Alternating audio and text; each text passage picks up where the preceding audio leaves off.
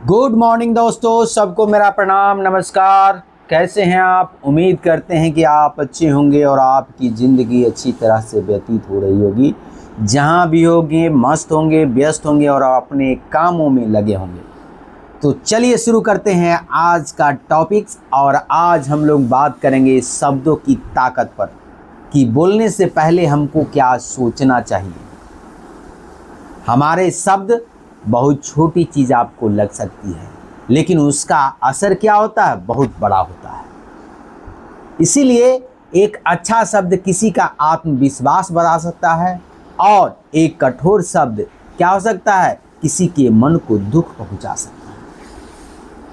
इसलिए जब भी तो किसी के साथ बातें कीजिए तो ऐसी बातें बोलिए जाकि दूसरे की भावना को ठेस भी नहीं पहुंचे, दूसरे आपकी शब्दों से दुखी नहीं हो, दूसरे को आप मान सम्मान हो।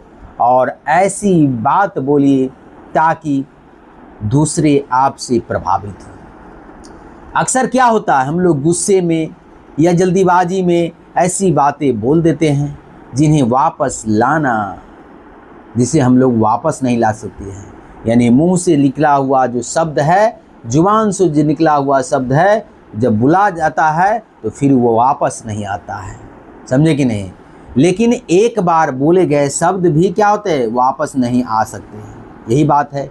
इसलिए बोलने से पहले कुछ सेकेंडों के लिए हमको सोचना चाहिए कि क्या ये मेरी बात सच है, क्या इसे कहने से क्या इसे कहने का ये सही समय है, क्या मैं इसे थोड़े बेहतर तरीके से कह सकता हूँ। अगर किसी को कुछ कहना है तो उसको बेहतर तरीके से भी कहा जा सकता है। इसका मतलब ये नहीं है हमें हर बात पर चुपचाप रहना चाहिए। ये भी तो बात नहीं है। अगर कोई आपको बात कह रहा है तो ऐसा भी बात नहीं कि हमेशा आपको चुपचाप रहना है, बल्कि अपनी बात रखना भी जरूरी है, लेकिन सम्मान के साथ अपनी बात रखना और उससे भी ज़्यादा महत्वपूर्ण है। ये सबसे इम्पोर्टेंट बातें हैं।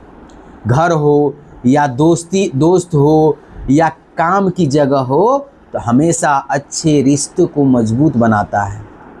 किसी की छोटी कोशिश की तारीफ करना, गलती पर प्यार से समझाना और ज़रूरत पड़ने पर धन्यवाद या माफ़ कीजिए, ऐसे शब्दों को कहना से क्या होता है, हमारे व्यक्तित्व का निखार होता है और हमारा व्यक्तित्व अगले आदमी के सामने बेहतर होता है। याद रखिए, आपके शब्दों की कीमत उस समय नहीं होती है जब आप उन्हें बोलते हैं। कई लोग आपके शब्दों को लंबे समय तक के याद रखते हैं। इसलिए बोलने से पहले शब्दों को तौलिए, क्योंकि शब्द निकलने के बाद उन्हें वापस नहीं लाया जा सकता है। बात समझ रहे हैं कि नहीं?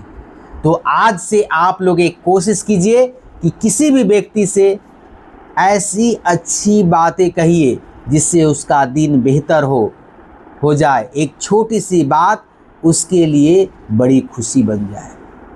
और आज आपके लिए एक सवाल है कि आपके जीवन में किसी के बोले हुए कौन से शब्द आज भी आपको प्रेरणा देता है।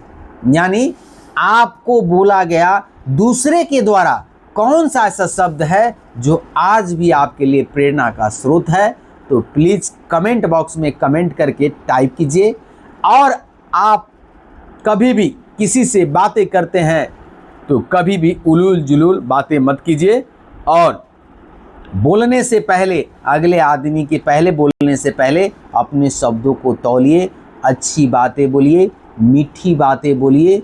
अगर कड़वी बातें बोलना भी है तो उसको सही तरीके से बोलिए।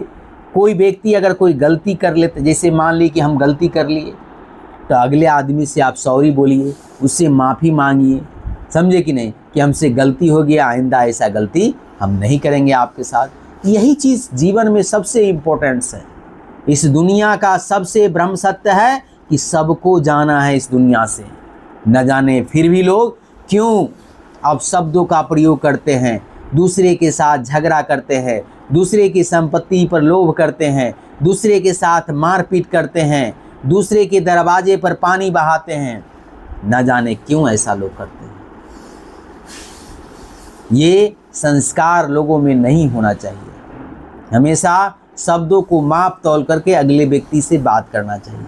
हाँ, कोई व्यक्ति गुस्से में आपको कोई बातें कह रहा हो तो स्वाभाविक है आदमी को गुस्सा आ जाता है, लेकिन अपने गुस्से को कंट्रोल कीजिए और अपने शब्दों को सही तरीके से इस्तेमाल कीजिए और लोगों से सही तरीके से बातें कीजिए। इससे क्या होगा, आपका व्यक्तित्व का निखार होगा। लोगों के सामने आपकी जो है पर्सनालिटी क्या होगा, वो व्यक्तित्व निखर करके आएगा कि देखिए फलना व्यक्ति हैं, उनको कितनी बातें कही गई है, लेकिन फिर भी वो गुस्से में नहीं थे और मधुर शब्दों में उनका जवाब दिया है।